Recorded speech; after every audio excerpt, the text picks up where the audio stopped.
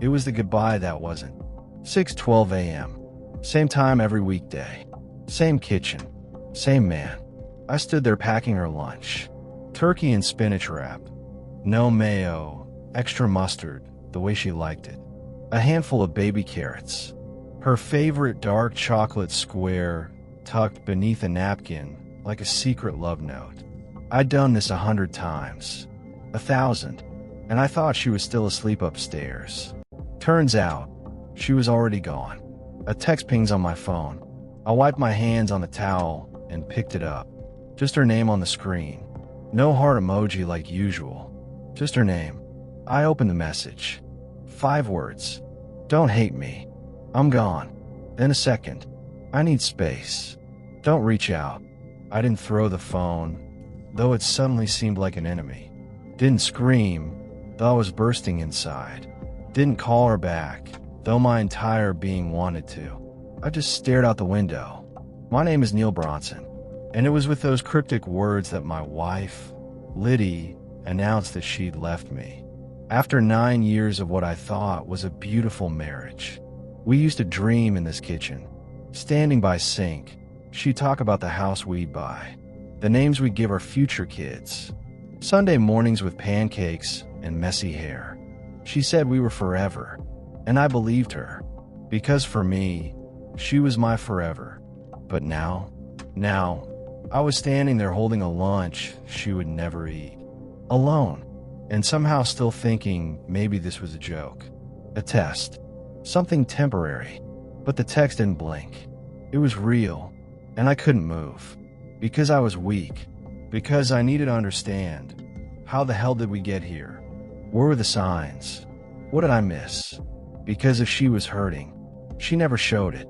And if I was failing her, she never said it.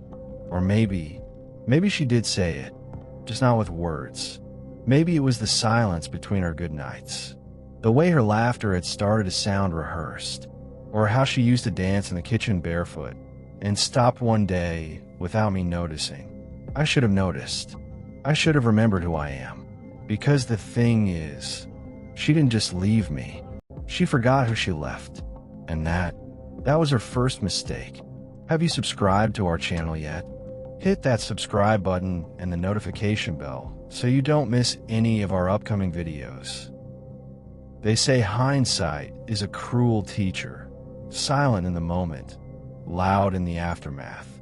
Looking back now, I can see how she laid the groundwork, quietly, methodically. But before all of that, there was us. We had dreams, real ones. She cried at the altar, not delicate tears either. Full, messy sobs like she knew something big was happening. Like she believed in me, in us. And I went all in. I built something from nothing. Started with scraped knuckles and sleepless nights. Launched a business that paid off in the long run. Enough to buy a house. Not a mansion, but solid hours. She picked the curtains. I installed the kitchen cabinets. She made a home. I made sure she lacked nothing. She wanted to go back to school. I paid the tuition. Needed time off to find herself. I covered the bills. Said she wanted to start a garden. I tore up the yard by hand. Love, to me, was action. But to her, love slowly became convenience. I now realize the subtle shift that I'd been too trusting to make anything of before her text. First, 2 phones. One for work. Another she never let me touch. Laughter behind the bathroom door. Long, private conversations. Nights out that started with, I'm just grabbing drinks with the girls, and ended with her slipping into bed at 3 a.m. Perfume still fresh, cheeks still flushed. When I asked, she didn't flinch. You're imagining things. She smiled when she said it, as if I was cute for caring. Paranoid, maybe. Controlling, even. So I backed off. Because love, I told myself, is trust. Even when that trust feels like a tightrope over a pit you can't see the bottom of. Then came the day she offered to help with the business taxes. Said she found a smarter way. A legit loop in the system. We'll save more, she promised. We'll be protected if anything happens, she assured me. All she needed was to put the business under her name, just on paper. It made sense at the time. We were married, partners. What was mine was hers. What was hers was apparently still hers. I signed the paperwork she printed, didn't read it, and now I see that that's when the siphoning started. At first, just little things, small transfers, a few hundred here, 1,000 there, labeled as consulting, vendors, miscellaneous. But the numbers didn't lie, and neither did the sinking feeling that something wasn't right with the books. But still, I couldn't have imagined that my wife could be drifting, draining, and duping me. So every morning, I packed her lunch, still kissed her cheek before she left, still looked at her like she was my forever, even as she quietly treated me like an option. But she forgot something. She forgot who I was before the suits, before the house, before the business. She forgot the version of me that built everything with bloody hands and blind faith. She forgot that I don't just let things slide. I learn, I wait, and when I'm ready, I don't swing wild. I aim. She didn't take everything when she left. Just enough. Her clothes were gone, the expensive ones I bought her. Designer bags. The framed photo from our honeymoon in Maui. Even the ugly cactus she swore she couldn't live without. But she left behind the wedding album, and her drawer in the bathroom, half open, half empty, like she wanted me to see the absence, like it was supposed to sting. It didn't, not the way she thought it would. What got me was the kitchen chair she used to sit in every morning, now pushed in all the way, like she was erasing herself from the picture. That chair hadn't been tucked in properly in years. I didn't rage. I cleaned the counters, took out the trash, folded the dish towel like she used to. Then I opened my laptop. I didn't go looking for answers out of rage. I went looking because I knew the version of her who used to dream with me was gone. And the version that remained? She was careful, calculating, but it seemed she'd gotten sloppy near the end.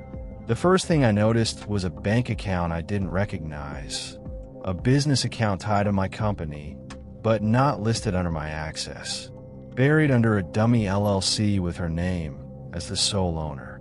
That account had been draining funds for 7 months. Quietly, systematically. Not enough to set off alarms, but enough to make you bleed slowly. Paper can truly cut to the jugular. Then I found the email address. Not her main one. A second account logged in on our shared computer. She must have forgotten to log out. Or maybe she thought I'd never look. It was filled with receipts. Hotel stays in cities she told me she never visited. Dinner reservations for 2. One message from a contact saved as Coach K, confirming a wire transfer from my business to a consulting fund. Coach K wasn't a business coach. He was a personal trainer I'd paid for, back when she said she wanted to feel good in her skin again. Apparently, he made her feel a lot more than that. But it wasn't the cheating that broke me, as painful as that was. It was the business move she made 2 weeks before she left. She filed for full ownership, quietly, had documents drafted and backdated, submitted them to the state as if I'd forfeited my stake in the company, falsified my signature. She didn't just want space. She wanted everything I built. Gone were the romantic notes, the little voice memos she used to leave me. Now, it was spreadsheets and legal manipulation. A hostile takeover disguised in soft goodbyes. I sat there, staring at the evidence. Each folder another stab. Each transaction another truth I hadn't been ready for. I thought about calling her, screaming, demanding answers. But what would be the point? She knew exactly what she was doing. And more importantly, she thought I wouldn't find out, at least not so soon after she left me. Perhaps she was planning to leave the country, maybe with Coach K. That's what stunned me most, the arrogance. The confidence that she could vanish with a text, siphon my company, steal my sweat, and leave me to fall apart in the ruins of what we built. She thought I'd break, but she forgot who I was. Have you subscribed to our channel yet? Hit that subscribe button and the notification bell so you don't miss any of our upcoming videos. I didn't grow up soft. I wasn't handed anything. I came from a place where you learn to fight without moving. You learn to listen more than you speak. And you never, ever play your cards first. So I backed up every file, downloaded every transaction, took screenshots of every email. Then I called my lawyer, not to cry or complain, to prepare, because this wasn't heartbreak anymore. This was war, and she just declared it with forged ink and text goodbyes. She moved out thinking she took everything, but what she really gave me was freedom, and now I was free to be the man I was before her, but smarter, more focused, and a hell of a lot more dangerous. The thing about betrayal is, once the shock wears off, you stop bleeding, and you start building. She thought she gutted me, but all she did was teach me how far she was willing to go, and I was ready to go further. I didn't beg. I gathered. Everything I needed was already there, tucked into email threads she never deleted, documents she thought I'd never see, bank records, property filings, even texts she left backed up on the cloud because she never changed her iCloud settings. Rookie mistake, and maybe that's what saved me. She never saw me as a threat. She thought I was the guy who packed her lunch and paid her tuition. A builder, not a fighter. She forgot I built everything by learning how systems work and how to work them back. So I went quiet. Didn't block her. Didn't call. Didn't reply. Let her think I was licking my wounds, maybe spiraling. Meanwhile, I was 3 steps ahead. First, I froze the business account. Not publicly. Just rerouted all deposits to a separate holding account she couldn't touch. Kept the interface the same, so she wouldn't suspect a thing. Second, I filed an internal audit with the state, anonymously. Triggered a red flag on her tax filings and ownership transfers. Let the system do what it does best. Investigate slow and deep. Third, I sent a message to her Coach K. 1 sentence. Might want to get your story straight before the IRS asks you about your consulting work. I don't know if he was in love or just in on the scam, but that message must have spooked him, because 2 days later, I saw a hotel charge and his name refunded. Her email had several panic drafts. One said, "We can fix this. Just don't ghost me." He never replied. Then came a phone call. Blocked number. I let it go to voicemail. Her voice cracked like it used to when she got caught lying as a kid. "Hey, I heard about the account freeze. I didn't mean for it to go like this. Can we talk?" No, we couldn't, because this wasn't about talking anymore. This was chess, and she just realized I wasn't playing checkers. She still had no idea what was coming. I leaked the forged signature to my attorney. Had a handwriting analyst on retainer verify it wasn't mine. Then we filed an official fraud report with the state. 2 days later, I filed for an emergency injunction, blocking her from claiming any business assets until the investigation concluded. I didn't tell her. Let her find out when she showed up to her business meeting and couldn't access the company card. Her second voicemail came at 11:34 p.m. This time, no stammering, just venom. "You petty little man. I made you. You're nothing without me. You think this makes you strong? You just lost the best thing you ever had." Wrong. She didn't leave me. She revealed me. I had been playing house with a thief, sleeping beside a liar, sharing my future with someone who was gutting me in real time, emotionally, financially, professionally. But now, she was the one cornered, and I wasn't done. I had one more move. Her name was listed on the business title. True, but guess who still owned the patent to the business name? I filed the trademark under my name years ago, before we got married. She never thought to change it, never even asked though she knew about it. I guess she thought the business name was just branding. She didn't know it was the foundation. Without it, she had nothing. The morning I pulled the trademark license, I watched the automated system lock her out of all company-facing platforms. Website, social media, payment portals, gone. That night, she texted me, "You're really doing this?" Her audacity stunned me. Yes, I really was. Because I don't destroy people. I let them destroy themselves. I just make sure the mirror is clean when they do. And now all that was left was for her to look. Have you subscribed to our channel yet? Hit that subscribe button and the notification bell so you don't miss any of our upcoming videos. The first crack didn't come with a bang. It came with silence. A quiet morning. A Thursday. I was drinking my coffee when I got the alert. Her name, flagged in the state's business fraud database. The audit I triggered had gone through. They'd frozen all her listed business accounts pending investigation. Every dollar she siphoned, now under scrutiny, and she couldn't touch a cent without raising red flags. I didn't smile. There was nothing sweet about watching a woman you once loved unravel. But there was peace. A brutal, necessary kind. She showed up at my office that afternoon. Hair pulled back. Sunglasses too big for her face. Dressed like she was still the queen of a kingdom she no longer owned. "I just want to talk," she said. No apology. No admission. Just strategy. I opened the door. Let her step inside. Let her think she still had that power. That pull over me. She looked around the space like she missed it. "This place used to feel like ours," she said softly. "It never was. It was mine. And she knew it. She just hoped I'd forgotten." I said nothing. She paced. Tried the tears. The trembling lip. The I got scared speech. I let her finish. Then I placed the stack of documents on the table. Bank records. The forged transfer of ownership. Screenshots of her emails to Coach K. Her fake consulting invoices. The wire transfers. All of it. Laid bare. Her eyes shifted. Not because she was sorry, but because she was caught. "You set me up," she whispered. "No." She set herself up the moment she chose betrayal over honesty. I just gave her the chance to hang the picture straight before it all fell off the wall. She tried to threaten me then. Said she'd go public.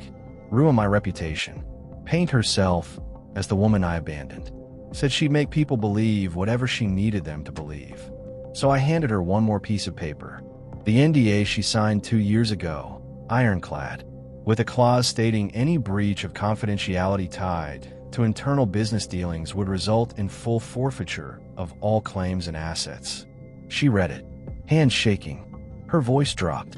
"You really planned all this?" "No, I didn't, but I adapt fast." She left me with a text, but she forgot who I was. I don't burn things down when I'm hurt. I rebuild stronger, smarter, fireproof. She sat down across from me then, for the last time, and for once, she didn't say anything. There was nothing left to say. I didn't ask why she did it. I didn't need the reasons. The facts were loud enough. She stood up, adjusted her sunglasses, walked to the door. Then she stopped. "You'll miss me," she said. I looked her in the eye. "No, I'll remember you. And that's enough." She left. No dramatic exit. No final slap. Just footsteps fading down the hallway of a life she no longer had keys to. Later that night, I got an email from the state confirming her removal as co-owner, pending fraud resolution. Her accounts would be monitored, her assets frozen. Her attorney, if she had one, would have a very long week. It was done. She thought the text she sent me that morning ended our story. But all it did was start mine. A new one. One without lies. One without glass floors waiting to shatter beneath me. I didn't just survive her betrayal. I outgrew it. And now, as the dust settled and her kingdom collapsed, I was already building again. You'd think that after everything, the hardest part would be watching her fall. But it wasn't. The hardest part was standing still long enough to feel what she broke. Because once the anger cools, once the traps are set and sprung, there's only silence. And in that silence, I had to face the truth. I still love the woman I thought she was. Not the thief. Not the liar. Not the woman who left with a text while I packed her lunch like I had every morning. But the girl who once cried at the altar. I mourned her. Then I moved on. I got a new office space. Clean walls. No ghosts. I rebranded the company under its original name. The one I trademarked before I ever met her. The logo was mine. The idea was mine. The grind? All mine. And for the first time in a long time, the business felt clean again. But rebuilding wasn't just about fresh paint and a better accountant. It was about justice. So while I rebuilt in the daylight, my attorney kept working in the background. And one by one, her charges stacked up. Wire fraud. Those fake consulting payments to Coach K. Traced and documented.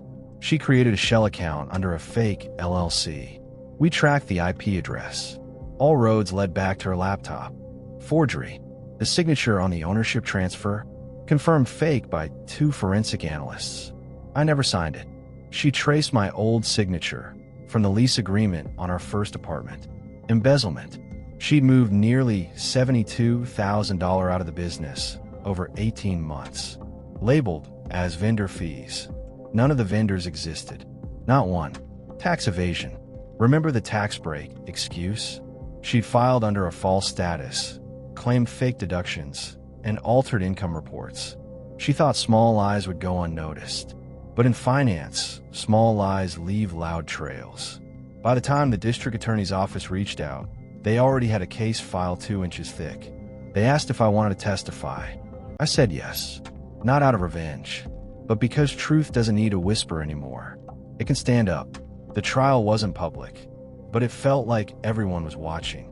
Friends, family, ex-friends who used to take her side. Even Coach K, who took a plea deal and folded on her within 10 minutes. She wore beige to court. Neutral. Controlled.